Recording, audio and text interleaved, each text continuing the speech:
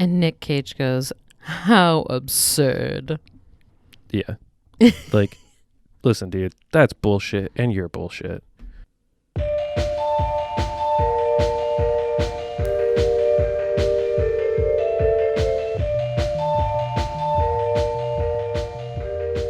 Hey, everybody. Welcome to the Side Attendant Podcast. Okay, let's do the thing where we, just try to scare... We'll scare them, because it's Halloween. Okay. Or, boo. Got him. I think we got him. Take that, you idiots. Well, it's kind of Halloween. It's this episode's coming out on Election Day. Oh, spooky. I wonder if Trump will go as something very spooky. And if Joseph R. Biden will go as something spookier. Could be. Who knows? Don't they have to... that's the best election system, is it's just a costume contest. Americans vote on whose costume is better. Yeah. Whose hood is pointier. Oh, boy. I think there's something much deeper there, but we're not a politics podcast. We're not, but we will tell you to go vote. Exercise your right and vote. Please vote if you haven't voted yet. Yeah. Look up the laws in your state, because there are some states that allow you to miss work time if the polls aren't open within like a certain limit of you having to be at work. So look up your laws, talk to your bosses, go vote, please. Yeah. Go vote. It's important. Yeah. If you're listening in the Houston area, apparently there are 8 polling sites that are open 24 hours. So dang. Go hit that up. It's almost like we should definitely reform the whole election day thing. I mean, we can have a 15 episode series on that if you want to. Okay. But yeah, go vote. But also go watch a Nicolas Cage movie. And in honor of the election, we decided to revisit our God Bless America series. Yes. Where Nick Cage finds the national treasure. Another national treasure. Episode 2. Yeah. This Book of Secrets, right? Book of Secrets. Okay, wait. I'm getting ahead of myself. You always do. You always do. I want to jump right into the film. We have had a surge of people interested in our Facebook page, so that's been really cool. Yeah, jump on there. If you're new and you have come from the land of Facebook, thanks for joining us, and give us a little share. Share with a friend of yours. Tell them what we're doing over here, trying to make the world a more beautiful place. Yeah. We got a message from a listener on Twitter. Oh boy. Yeah. I'm just gonna go ahead and say my mom DM'd us. Oh yeah. It was gonna be given away anyway by the content of the message. Oh, so. I remember this one. If you don't, I can read it, or if you just want to answer it, that's fine. Yeah. So summarize it. So the question basically was that this person, well, you already said it was your mom. Person, my mom. When we were helping you move out of your house, while I was carrying boxes, she noticed that I would whistle a little tune. And she wasn't sure if that was related to the blindness or just something that I did to annoy the shit out of people, or what the deal was with the whistling thing. Or if you were nervous around her. Yeah. And to be honest, it's a little bit of all of the above. So 90% of the time when I'm walking in a place that I'm not 100% familiar with, I either have a cane or Frisco, my guide dog. So if I'm just freely walking about and can't necessarily see if there are things I'm going to be tripping over or something I'm going to run into, I tend to walk much more slowly and deliberately, and I whistle. I'm not an expert at echolocating or anything, but it is occasionally helpful to be able to tell whether or not there are things within, a few feet of me, by being able to listen to what that sound is doing. And again, I'm not great at it, and I do it as a combination of nervous tickery and attempting to not smash my face into something. You also a little bit of both. You click. Oh yeah, sometimes I will do like a click. I'm not gonna do it because it'll blow this microphone out. But like like imagine someone like ye olden timey clicking at a horse. That sound, yeah. I will occasionally I'll do that as well, but I more. feel like people probably still click at horses. Do I? Yeah, I don't know. I'll talk to my boss. She has a horse. Listen, She's I doing a don't- barrel race with her horse today. listen. I'm not messing with horses. No one should mess with horses. They are Listen, dangerous. no I stay away from horses. horses, no children. I just stay away from horses altogether. I petted a fucking donkey last weekend. Oh, yeah. That was the scariest thing I've done in the last 2 years. And I told you about the huge horse that came up. Yeah, he didn't want anything to do with me though, so I was fine hanging with the donkey that was like at most like 5 feet tall. I'm not out here trying to go after horses that are like 10 feet tall. How tall is a horse? Very tall. Yeah, too tall to mess with, and I'm not playing on that. How do you feel about camels? Equally scary. Also too tall. Yeah, like it step on me? If it can step on me, because like me and you standing next to each other, there's no way for me to step on actual you. There's a way for me to like step on your toes, sure, Mhm. but like these homies, they'll just step on you fully. I'm not playing that game. Horses are scary, and that's that. Happy Halloween. End of So podcast. Horse is the scariest the thing you could make a horror movie about. Is just a scary horse. I'm just trying to think of other giraffes. Yes, I'm telling you. Listen, you don't understand. An animal is. Oh, I understand perfectly. I only accept an animal if I can pick it up. If it can't pick me up, now again, still, Potbelly pig. yeah, it's fine. You can't pick up like a 450-pound pig. Yeah, a potbelly pig is different than a pig. Either way, some animals are scary. Happy Halloween. Moving on. We don't want to keep talking about all the No, animals that are scary to you. I'm okay. I'm okay without them. Okay. But yeah, to answer the question, sometimes I whistle out of a mix of nervous energy and out of not wanting to smash my face into something. Because I think we've talked before about the 2 separate stitch on my head incidents. In like almost the exact same spot. Like exactly same spot and almost exactly a year apart. Mm-hmm. Yeah, that was not fun. So Gotta whistle more. yeah, gotta whistle more. So Speaking of horses, Nick Cage, National Treasure too. does he ride a horse in this movie? No. Oh. So do you want to just jump right in? Are we sharing this one again? We can share it. We can, yeah. I imagine your notes are probably as shitty as mine. Probably. Yeah. So this movie, I opened my notes, like the first thing I wrote in my notes is "yeah boys" with a bunch of like O's and Y's. Why? Like Don't you know that boy is spelled B-O-I? yeah, I guess that's how the Zoomers are doing it now.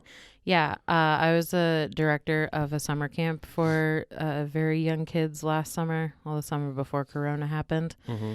And I was told 2 different ways to spell boy.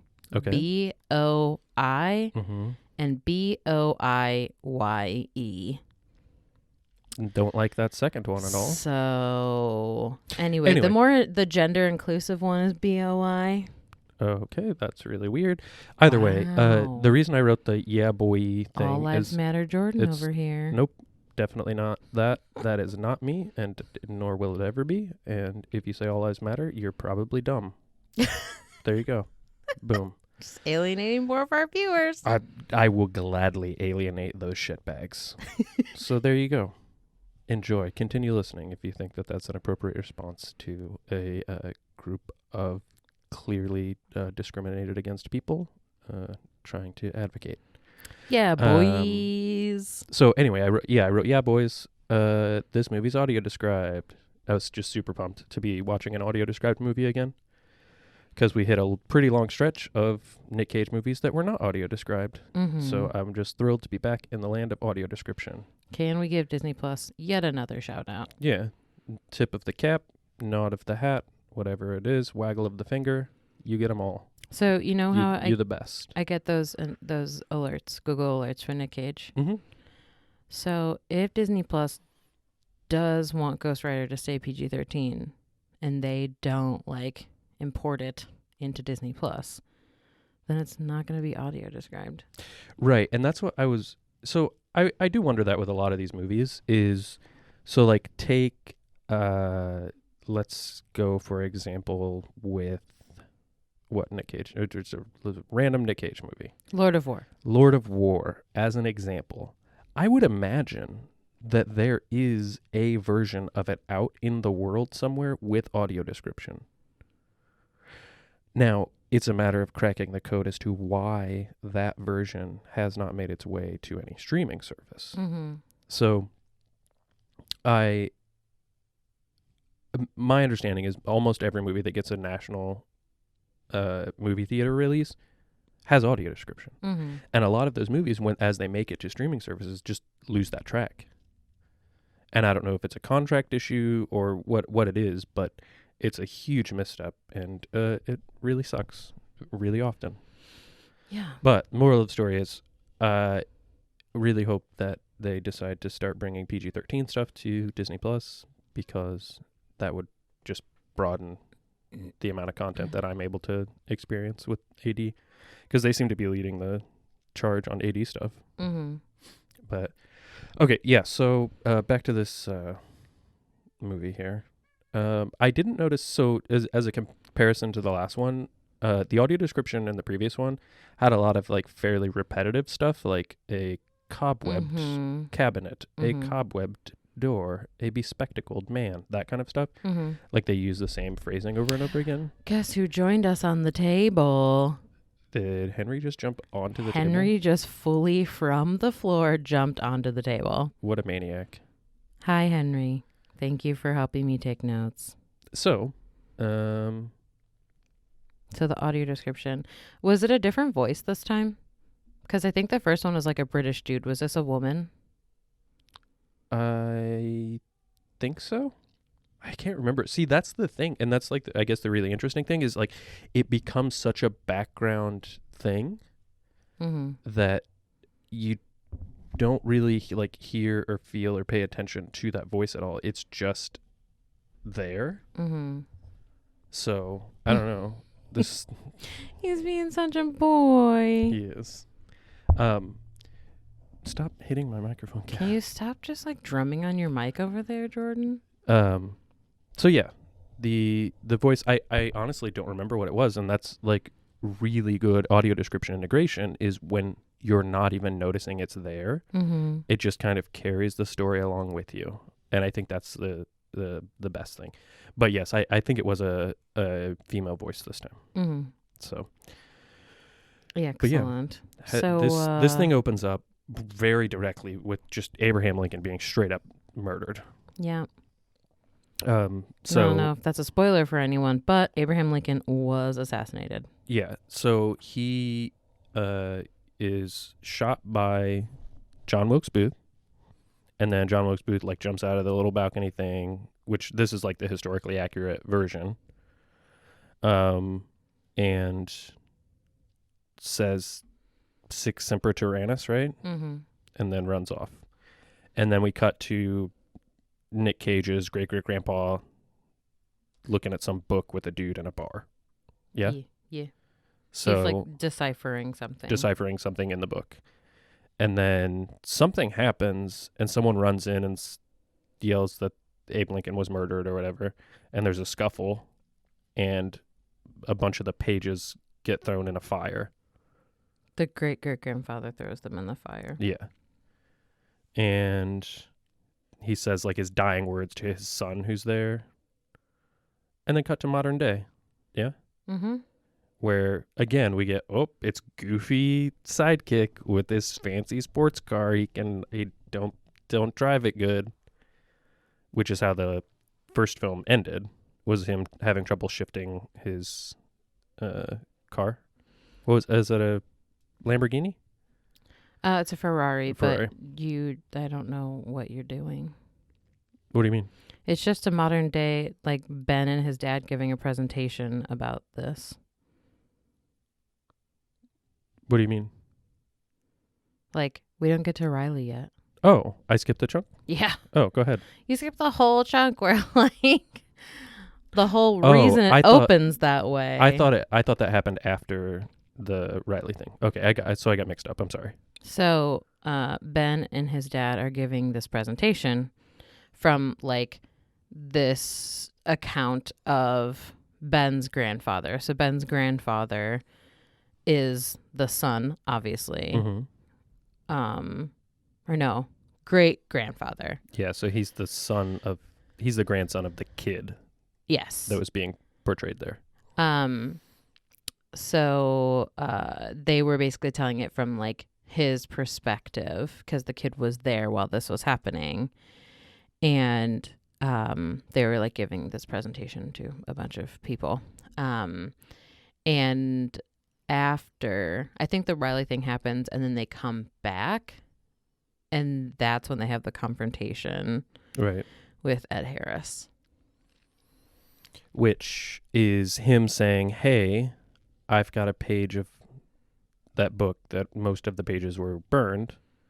And look here, it's a list of conspirators to murder Abe Lincoln. And your great-grandfather's name is on the page. Thus, he helped murder Abe Lincoln. And Nick Cage goes, how absurd. Yeah. Like, listen, dude, that's bullshit, and you're bullshit.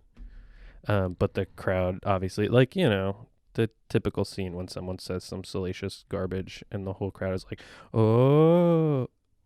It kind of is that, but it's more of just like a general rumble. Mm-hmm. So I gotta tell this cat to go away. He's generally rumbling over there. Yeah.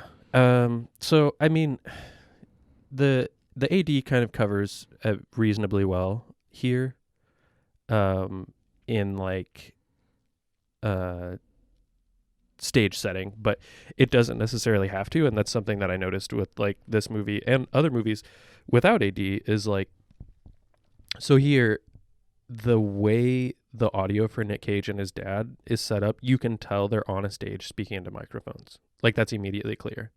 And, like, the presentative nature of, like, how he's speaking, you can, at least I was, picturing him at some kind of a podium or even a freestanding microphone. And there's, a projector screen behind him, right? Mm-hmm. So, yeah. And that was stuff that the AD didn't even have to set up, is, like, you kind of you get it. You get that's what's happening here. Mm-hmm. So I mean, this basically is the kickoff to the main, you know, plot of the film, which is Nick Cage wants to discover whether or not his great-great-grandfather was a conspirator in this assassination, right? Mm-hmm. So where does he go from here? Like, I forget what the first, like, step that kicks him off. Do you remember? So he gets the page. Oh, from the guy. Yeah, because the guy shows up and says, I have this page, and he gets it. And he wants to see if there's, like, a cipher or something on it. So he has to go and break into his own house because since the last film, he and Abigail have broken up. Mm-hmm. And, of course, that is a great point of contention constantly throughout the movie. Yeah. Like, because, so if they were still happily together, we wouldn't have any, like, romantic weird tension going on throughout the movie. But this allows that to still, like, basically repeat everything in the first film. Yay. So. There's also other strange romantic stuff that happens between two other characters that we can talk about later. Mm-hmm. So he breaks into the house, but then Abigail, like, she shows up. And so he convinces her, like, let's go and look at this. And there's got to be a cipher on there. And then, of course, she's just like, there's probably not. Just like the first time. Like, there's no map on the back of the Declaration of Independence, whatever. Like, same shit. Yeah. They, like, go to her lab or some lab that she has access to and find out that there is indeed a cipher on this page. Whoa. It's so wild. Shucks. I know.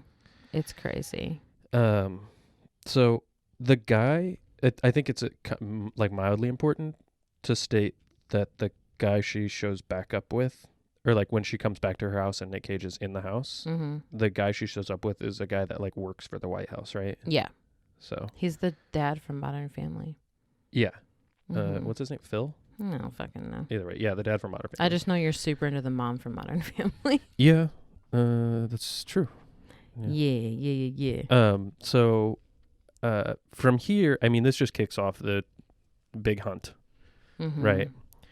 And what's the clue once they decipher the page, right? Yeah. So she's on a date kind of thing with the Ed Harris character. Mm-hmm. And basically like she has to step away to take a phone call from Ben. This is like a different night, obviously. Yeah. And they've like deciphered it, or they've excuse me. They have figured out the clue, and it's like La Boulée Lady. Yeah. Which is, of course, As everyone knows, duh. the Statue of Liberty. Yeah. But which one? Apparently, this La Boulée character was the guy that sculpted them, right? Or Yeah. like designed them. Yeah. Did you know there are 3? I didn't until this film. I didn't either. Yeah. So there's one in. Gay Perry. Mm-hmm. And then the one in the New York. Mm-hmm. And then where's the other one? I don't know, Las Vegas or something. Some bullshit. Who They cares? didn't say the third one. Either way, like the important ones here in this situation are the one in Paris and the one in New York. I don't know. I don't remember how they determined that they needed to go see the one in Paris, not the one in New York. I think it was that at the time the cipher thing was written, the one in New York wasn't. Oh yeah, it wasn't there yet. So they knew like, oh, it's gotta be that other one. And I don't know if you picked up on this or not, but the one in Paris is much smaller. Oh yeah, I imagined. Yeah. So they go see that, the Daily Boy. Like that's an immediate, like they just jump to it, right? Mm-hmm. They're just like, all right, well, we're in Paris now. Yeah. And so all the while, the Ed guy, what's his name? Ed Harris? Yeah, that's the actor's name. I don't remember what his bad guy name is. It's something Wilkinson or something. Yeah. He is kind of just like the first one when, Mitch Wilkinson. Okay. So he like overhears her having this conversation. Right. And he's like, oh boy, we've started the treasure hunt. Yeah. And like. So he's the same as the character in the first one. Sean Bean. Sean Bean. You almost got me. Sean Bean in the first one is the bad guy that's like always one step behind. Well, that's this guy in this one. Ed Harris, I just like, he's like definitely set up to be the bad guy for sure. But like, he just has that bad guy look. Like I've seen him in so many films where he's just the bad guy. So like, even if he was like on Nick Cage's team, yeah. I would have been like, there's something going on here. Yeah. So yeah, he is just always one step behind. But then so they go to Paris. Neither of them speak French. Is that what they speak in Paris, dear? I was trying to remember if it was Latin that was written on there or if it was French that was written on there. Yeah. I think it's French. Yeah. Either way, they get some random French guy to help them. No, the police who are like, hey, fuckers, get your drone away. Like, you're interrupting traffic. You're being very American right now.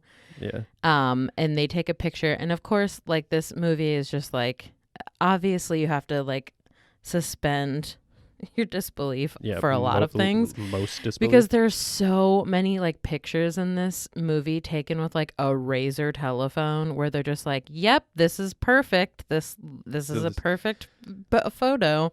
Yeah, this is like a 19 megapixel Motorola Razr camera. No. Somehow. 16 megapixel didn't even come out until like. No, that's what I'm saying. Like jokingly. I'm not, okay. Yeah, I was like, yeah. No, you're wrong with that. No, I'm saying imagine like just a yeah. LG 9800. With like 3 lenses. Yeah. It's somehow got a telephoto lens on it. Yeah. No. A ton of pictures, really shitty quality pictures taken where they somehow obtain clues from them. Yeah. So the police help translate. Yeah, they translate it, and like there's one word that they're like is it like stalwart or like something, but they settle on the word resolute. Yeah. And so this brings Nick Cage to the Resolute desk. of which there are two, one in the White House and one in the British White House. Do you know what it's called? No. Buckingham There we go. Palace. So they realize they've got to do some bullshit with these desks.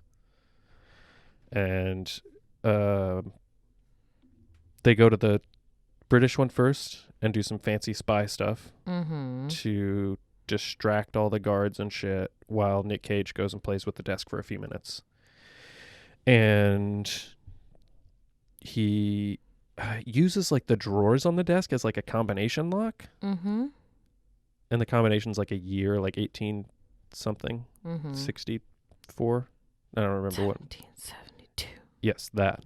Whatever it is, he uses the drawers to create a combination code, opens some secret box, and there's just a little plank of wood.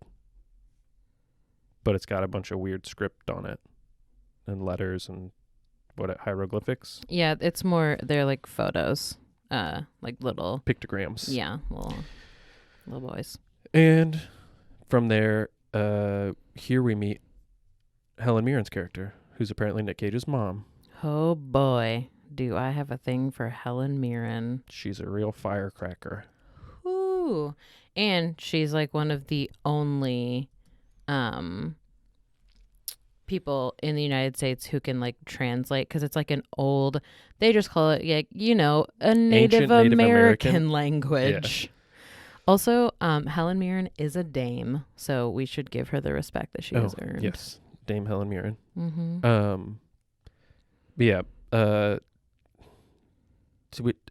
Without digging too like deep on the details, the Helen Mirren character and the Nick Cage dad character don't get along. They really don't get along. You'll never believe it. But yeah, they don't get along, so it's like, that tension going on too. But she translates the little stick plank they've got, and they realize that, oh no, there's not enough information here. So that's when they realize the other stick plank is in the White House. Oh boy. One half was in the British White House's desk, and one was in the American White House's desk. Mm-hmm. Or American Buckingham Palace's desk. Either way. There's one in each. They fought a war to get away from them. How disrespectful. Yeah, so they devise a plan with what's her name's? What's the Phil? Yeah, but what's the lady's name? Which lady? The Nick Cage's wife. Nick Cage's girlfriend? Oh, Diane Kruger. Diane Kruger, yeah. So Diane Kruger gets them into the White House via her new White House employee boyfriend, Phil Dunphy. You got it. And his name is Connor in this film. Yeah, and so Connor is definitely like a little child's name. So they crack the same code in the White House desk, right? Mm-hmm. And they find out that the board thing is not there. Where could it have gone? I don't know. That's what they have to figure out. Oh, shucks. Then here's where we get to our Book of Secrets thing. Riley, our old pal sidekick, reveals that every president has a little black book that he just writes secret shit down in. And it gets passed down from one president to the next. Yeah? Mm-hmm. And then, so what do they do with that information? Well, they have this chat, and Nick Cage first goes to Harvey Keitel, because we haven't mentioned Harvey Keitel yet. Oh, He's back. He was the FBI guy in the first one, who was like, interested or whatever, but also had to do his FBI duty. And at the end of the first one, they make some sort of deal such that Nick Cage does not go to prison. Yeah. So he goes to Harvey Keitel first, and Harvey Keitel's like, let's take a walk. And Nick Cage is like, why though? And Harvey Keitel's like, because in there, I'm an FBI agent. Out here, I'm your friend. He's like, yes, there is a presidential book of secrets, but I can't really tell you anything about it. Like, or where it is, or anything like that. Only the presidents know. Right. So he brings this information back to his pals. His dad is his pal now. Yeah. And he says, I am going to kidnap the president of the United States. Which, like, in the first one, you're watching, oh, this is an interesting movie. And then he says, and I'm going to steal the Declaration of Independence. And that's, like, the meme line now. Mm-hmm. I think they tried to, like, recreate that moment. Oh, yeah, here. for sure. Yeah. So, I mean, God, this movie was really fine. I'm not, like, it's hard with this one because a lot of the movies that, like, I very obviously didn't like, I sound like shitty about them. This one wasn't a bad movie, and I didn't, like, have a bad time watching it, but it suffers from like extra details syndrome, where, like, they sometimes give you just too much trash that you don't necessarily need. Well, they want to, like, try to differentiate it enough from the first one. Yeah. But it's the exact same movie, and that's okay. We've accepted it. Like, just keep going. Yeah. So it's a lot of, like, extra detail-y, extra, like, historical context, extra clues, like, a lot of that going on. Mm-hmm. But the gist is, in order to get that book, Nick Cage wants to kidnap the president. So they set up some sort of ruse in booking a bunch of, like, event spaces in the world. Yeah, I had a really hard time following that. Yeah, I think that they knew there was a party being planned by the White House. For the birthday. Yeah. And so they booked all of the locations in the DC area that could potentially host it so that it got down to just one. And it was, I think, Mount Vernon, right? Mm-hmm. Which is Washington's house. Yep. Because Nick Cage knew of, like, a good route by which he could kidnap the president at Mount Vernon. Okay, but, like, you neglect to say that, like, after he said, I'm going to kidnap the president, every single person in that room, like Riley, his dad, girlfriend, ex-girlfriend, Abigail, we're all like, what the fuck? No. Like, we're in on the first one, like the Declaration of Independence, but this is too far. Yeah. And then he goes, I'm thinking Mount Vernon. And then they're all like, oh, okay, we're on board. And I'm like, what? What is happening? That was unclear to me, too. Like, what did they know about Mount Vernon? Like, he didn't go on to explain it. We just, like, got to see what happened. So they were all on board once it was, Mount Vernon. Yeah. So, I mean, the way by which he kidnaps his president is the president obviously knows who he is because he became a celebrity after the events of the first film, and he shows the president this map. He's like, check this out. I think there's a tunnel under this building we're in. And the president's all excited to go on a Nick Cage adventure. So he gets, like, lured into this tunnel, and then a door slams behind him, and that's when Nick Cage gets the president alone and says, listen, bitch, give me that book right now. And the president's a little confused, but then eventually admits, yeah, there's a book, and tells Nick Cage where it is. Like a bunch of numbers. Gives him some, what's the combination for combination locks, and says, also check out page 47. You're like, what the fuck? All right. I'll check it out, dude. And, like, the Secret Service is going nuts. They're like, OMG, someone has stolen our president. They're very upset about it. Mm-hmm. So, and the president's like, well, I can't really, like, come out of this just being like, oh, yeah, I got lost, so you better be fucking right. Yeah. Cut to Nick Cage very swiftly making his way to the Library of Congress, because that's where the book is stored. And they find it on the very tippy top of a shelf, hidden behind some combination lock. In, like, a room that, like, no one is really supposed to access, but they just sneak in behind someone who's leaving the room. Yeah, which, I mean, there's a lot of that, like, convenient, stuff. You know what we haven't told anyone? What is, like, the map to? Like, what? Because they've definitely talked about it already in the movie. Oh, yeah. And I don't necessarily know, like, I don't know. It's the City of Gold, Cibola. Yeah, which... I just realized that, like, we haven't actually it was talked like a Native American, like a Native American City of Gold, which is cool. Fine.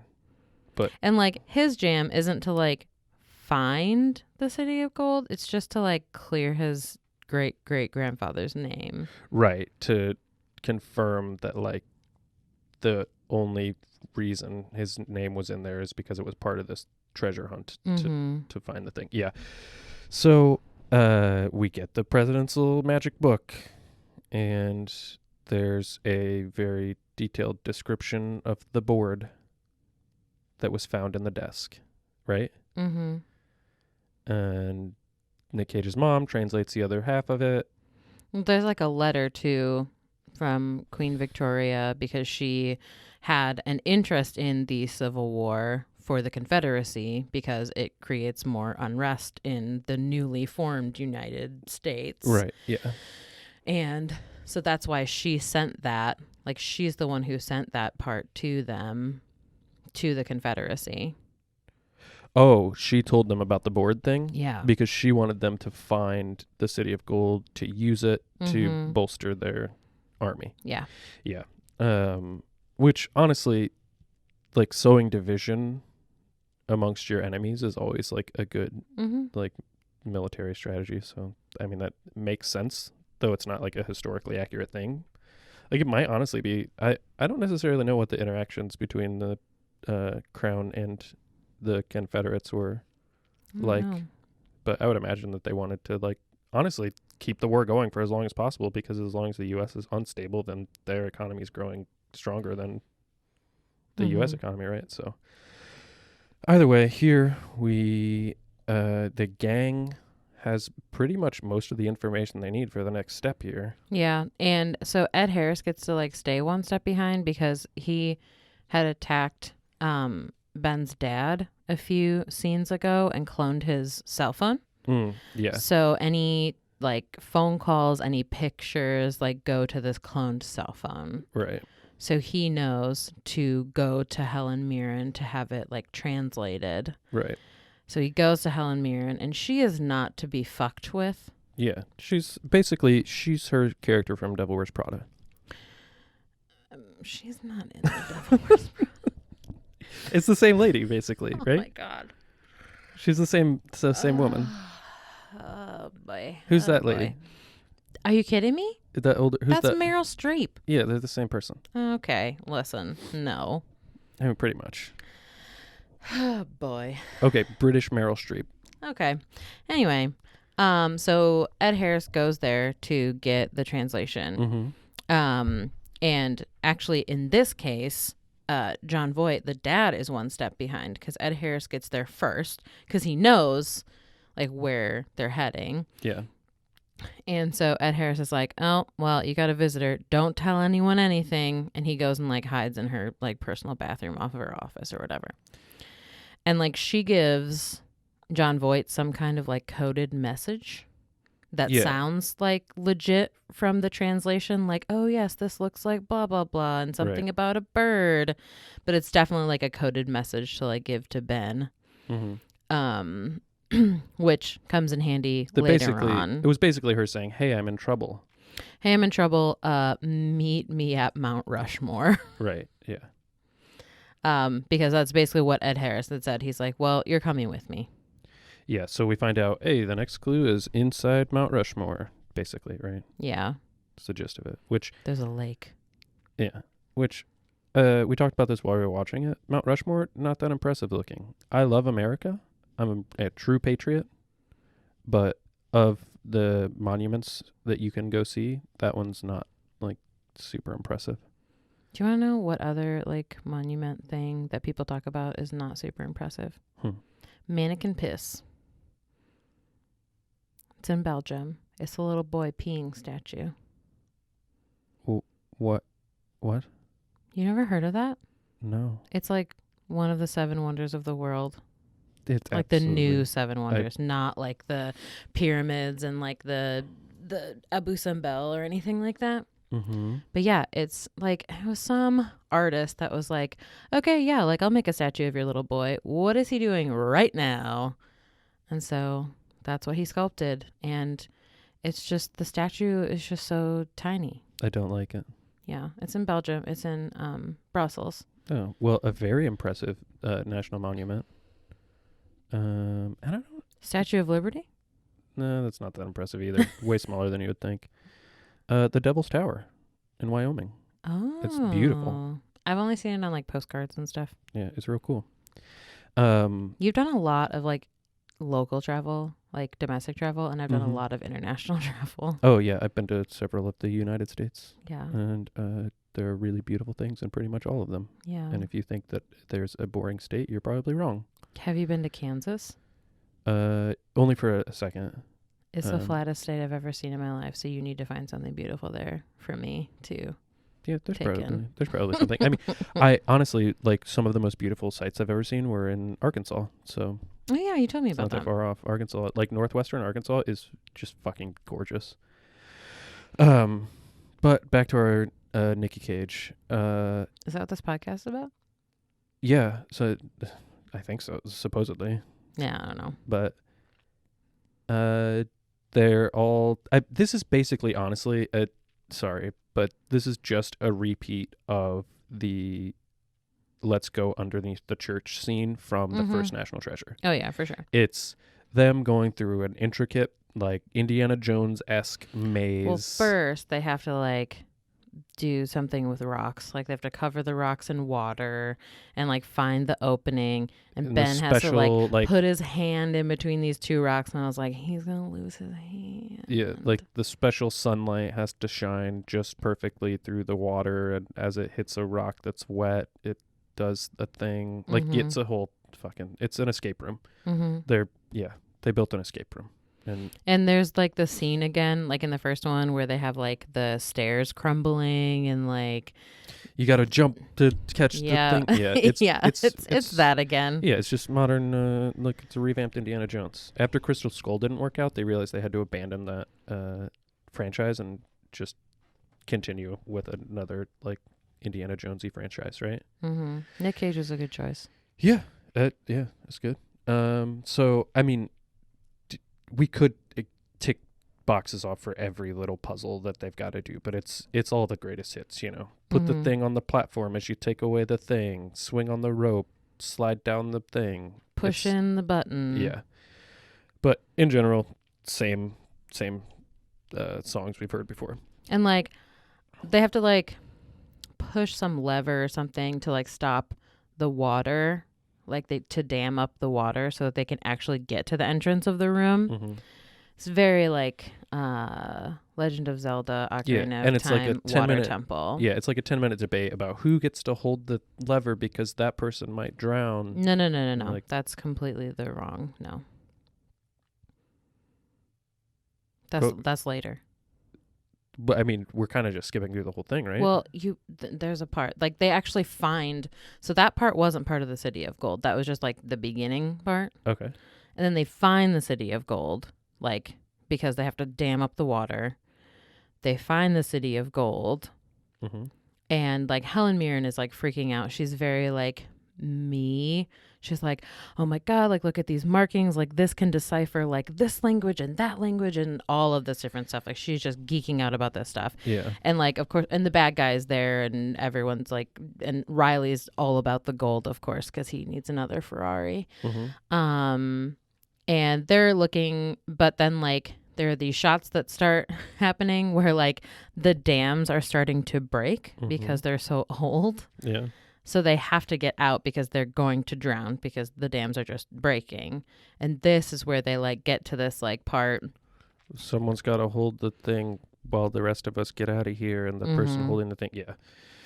So, I mean, but that's it. That's basically the conclusion, right? Is that it's a battle between whether or not Nick Cage or the bad guy will be holding the thing. And I think the bad guy ends up being the one to hold it, right? Yeah. I mean, he makes Nick Cage do it, but then like some structural thing falls and like the bad guy ends up back by Nick Cage and it's a whole to-do, but everyone but the bad guy makes it out. Yeah. And we find out that like his deal is that he just wants to like make his mark on the world. Yeah, like leave his mark on history or whatever. Like his like family name or whatever. Yeah, because so, I like, guess he wants to be the one who found the City of Gold. Yeah, because I guess his ancestors should have received more credit for being awesome, and they didn't. and he was jealous of Nick Cage the whole time. This whole fucking bit.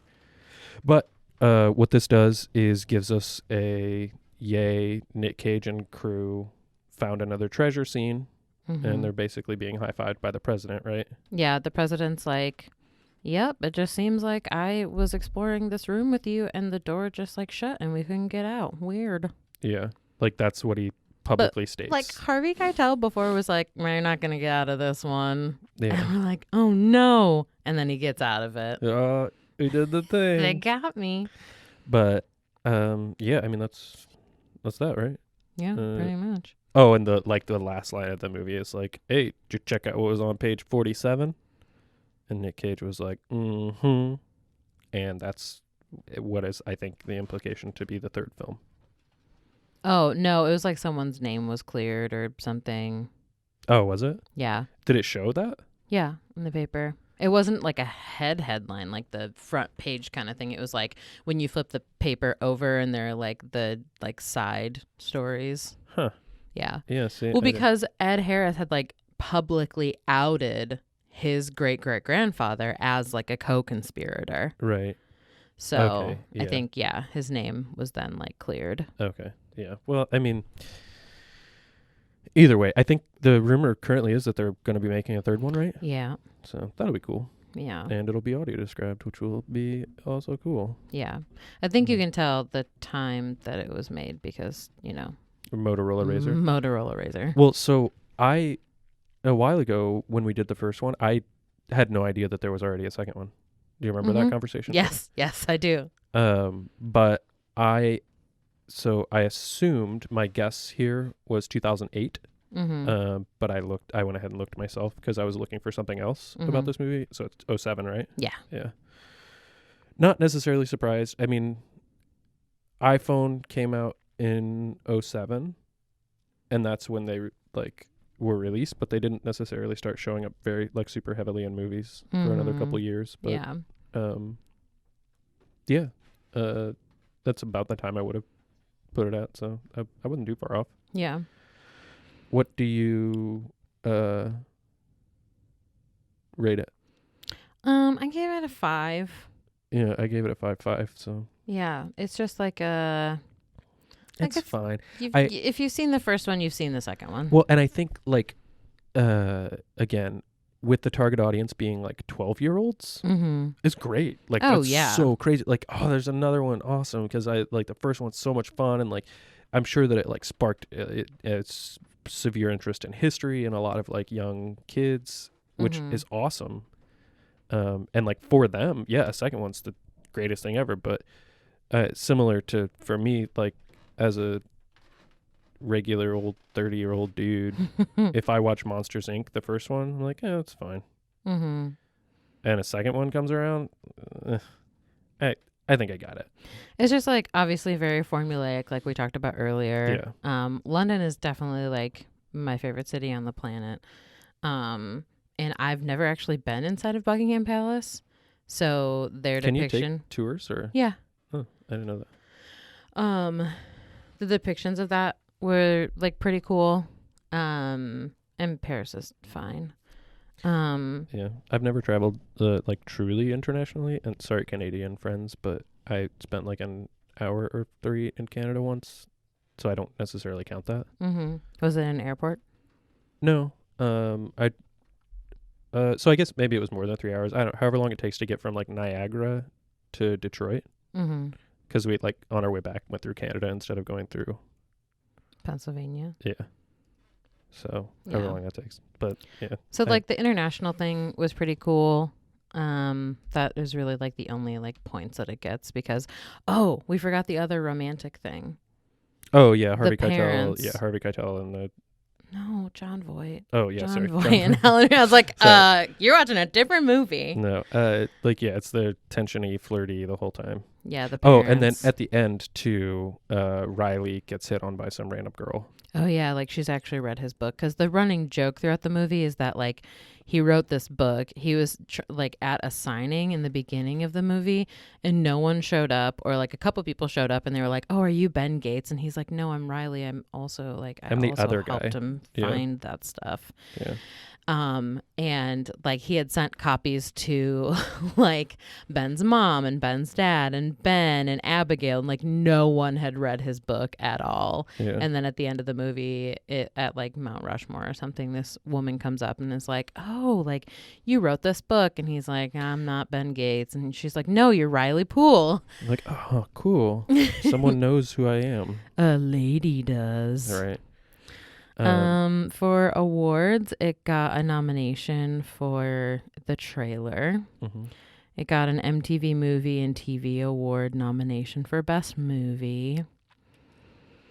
Wait, it got nominated for Best Movie? For MTV Movies and but TV still, what Awards. the fuck else came out that year? I mean, in the same year that Ghost Rider came out, I can't believe it. Well, no, but like, Jesus, there had to have been other good movies that year. There's no way this one could have been, like, even for MTV and their top movies. Get out of here. I don't know, man. All right, whatever. But it didn't win anything, right? No. Okay, well. No. Yeah, sad on you. Mm-hmm. Oh, there was one thing, like what the fuck, this, seriously? At some point they're driving in the car with that plank of wood thing. Mm-hmm. And Nick Cage needs to get a picture of it, but doesn't have a camera on him. Oh my God. So he holds it out the window of the car while running a red light, and then tells Riley to hack into that red light camera. There's no way that like thing's got the CCTV resolution. thing. Yeah, there's no way it's got the resolution. And then he just like throws it in the Thames, like, oh, guess it's like, gone no big deal. forever. Yeah, like, no, that's not how that works. This multi-hundreds-year-old artifact just gets tossed in a river. Well, the people he was being followed by scooped it up out of the river. Like, so. ugh. They want to become radioactive. Sure. Maybe that's what he was thinking. Like, the Thames is so dirty and gross. Is it? Mm-hmm. It used to be much, much worse. There have been, like, more conservation efforts for it, but there are, like, garbage barges and stuff. Like, it's a time. Oh, weird. So, yeah. that was just super a weird ridiculous. moment. Yeah. But, yeah, what's the IMDb rating? 6.5. Okay, so not too far off from where we were. Yeah. There's some trivia for this one. Any good stuff? Or? Just like some fun stuff. So Disney had discovered that the shooting schedule at Mount Rushmore was going to displace the local Hill City High School prom that was held annually at that location. And since Disney has like more money than God, they just like paid for the prom and provided transportation to a new location, door prizes at the prom, and scholarships for the valedictorians. Whoa. That was a year before I graduated from high school. That's crazy. Yeah. But I guess, I mean, they're Disney.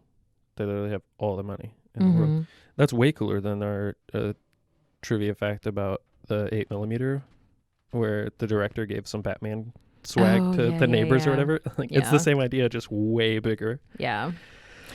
This one's just like kind of weird. So the guy who gets his car stolen by Ed Harris in London is the same guy who got his Hummer stolen by Sir Sean Connery, RIP, in The Rock, another one of Jerry Bruckheimer's movies that also stars Nicolas Cage and Ed Harris.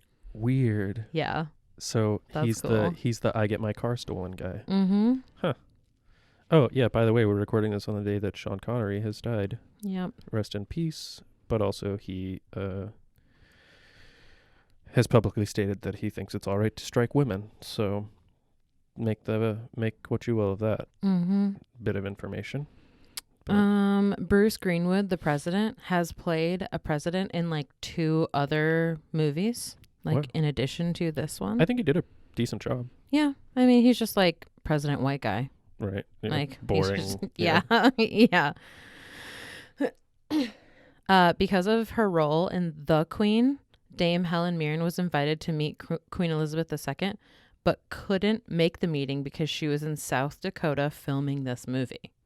Holy shit. Isn't that wild? I would have like broken a contract. Like if it's a chance for me to go meet a queen. Yeah, but like I don't know when she was damed.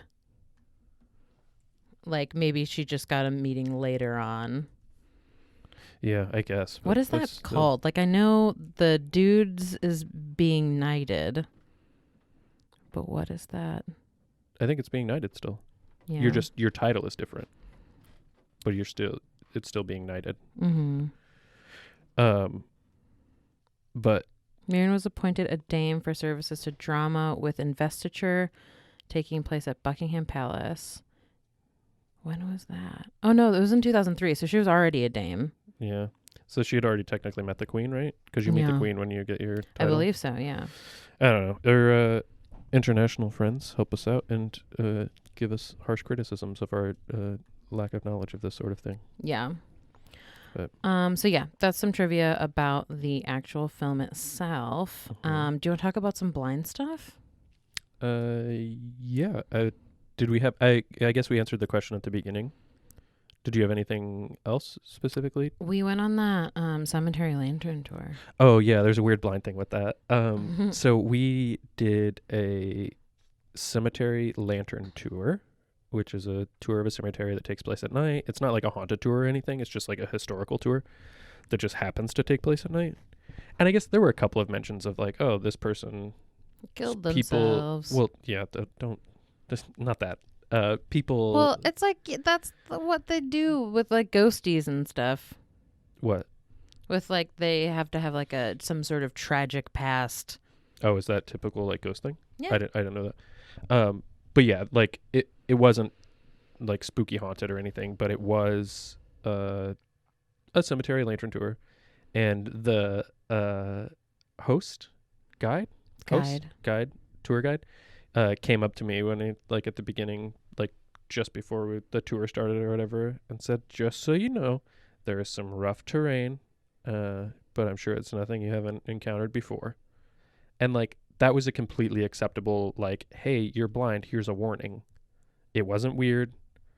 It wasn't like offensive or rude. Like he didn't make any assumptions about my ability, which is like the key thing, is like to assume that it's all good, right? Mm. Like, and he did mention it was a little bit weird, I guess, when he mentioned a wheelchair user. He said that he had someone a year or two before take the tour and they had a wheelchair, but they had someone there to help like get through the rough terrain and stuff. And it's like, I guess it's an assistive device, so it can be linked, I guess, but it was a little strange. Yeah. But you walked up as he was like finishing talking about the person using a wheelchair. Mm-hmm.